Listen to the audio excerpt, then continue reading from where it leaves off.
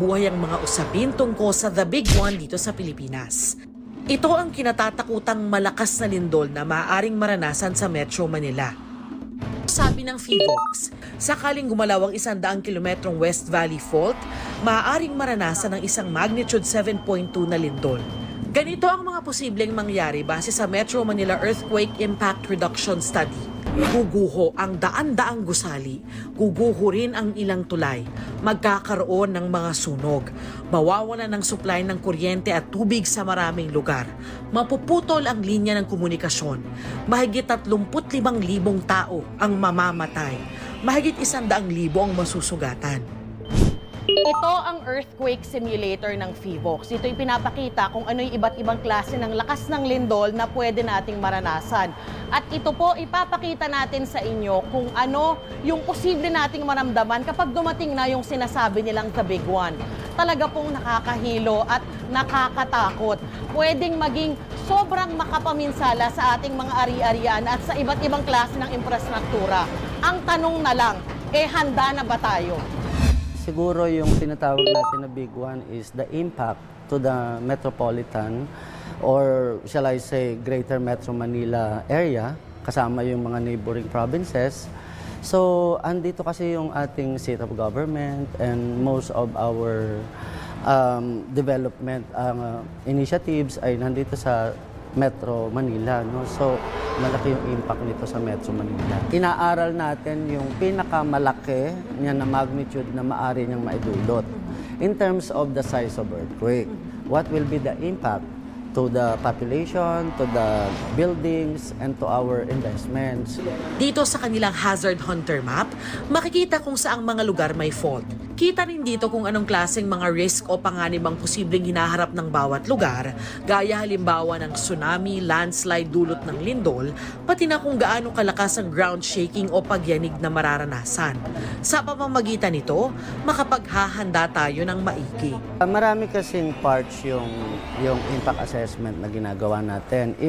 Meron din kasing portion doon yung hazard assessment, no? Sa tingin ko naman, at least for the hazards, ginagamit ito ng mga locals. Are there basehan for a certain project and for planning purposes, no? Kasi before year 2000, I can say na kung saan lang tayo kumukuha ng mga hazard maps. Halimbawa, itong West Valley Fault ay dumaraan sa ilang lungsod sa Metro Manila gaya ng Quezon City, Marikina, Pasig, Makati City, Taguig, Parañaque at Muntinlupa. Dumaraan din ito sa ilang kalapit na probinsya gaya ng Bulacan, Rizal, Cavite at Laguna. Lubhang nakakatakot para sa mga nakatira malapit sa fault.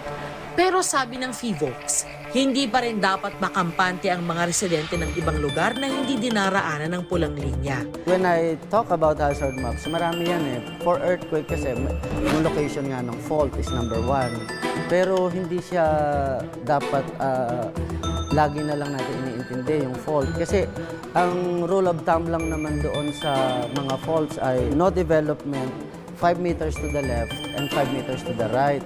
So yun. Ang nakakalimutan natin na napakalaking impact nito sa mga structures and even sa tao is the ground shaking.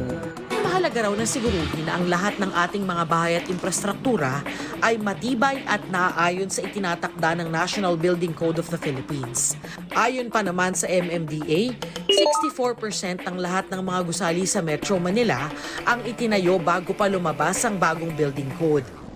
Kaya sa tansya nila, nasa 36% lang ng lahat ng gusali sa Metro Manila ang nakakasunod sa bagong building code na kakayanin ng magnitude 7.2 na lindol o iyong Big One. Assuming successful, we can predict earthquake. Yun bang, halimbawa na-predict mo bukas may lindol o na-predict namin bukas, can we do overnight the repair of the buildings, yung mga substandard houses? So, it can be effective for evacuating people siguro, for people. But what about other investments? Lalo na yung mga substandard structures. Urgency was yesterday. Knock on wood na hindi mangyari sa atin, pero the urgency was long past. But the opportunity of looking at this for this calamity is the same as for, well, similar but not the same for floods. Ito ang unang balita. Darlene Kai para sa GMA Integrated News.